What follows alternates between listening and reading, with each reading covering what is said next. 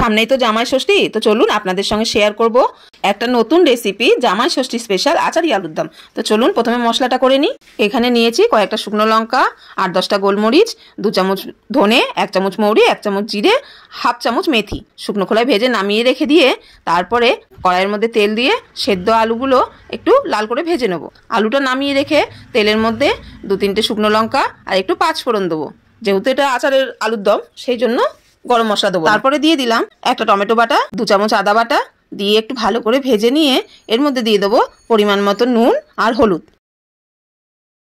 নুন হলুদটা মশলার সঙ্গে ভালো করে মিশিয়ে নিয়ে এখানে দিয়ে দেবো 50 গ্রাম ফেটানো টক দই। টক দইটা দিয়ে ভালো করে মশলার সঙ্গে মিশিয়ে কষিয়ে নিয়ে যখন তেল ছেড়ে আসবে সেই সময় ভাজা আলুগুলো দিয়ে দেবো। ভাজা আলুগুলো দেওয়ার পরে ভালো করে কষিয়ে নেবো।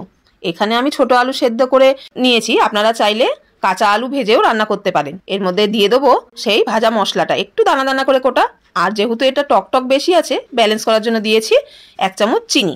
একটুখানি নেড়ে নিয়ে তারপরে দই ফেটানোর যে বাটিটা তা ধুয়ে একটু জল দিয়ে দিলাম, অল্প করেই জল দেবো।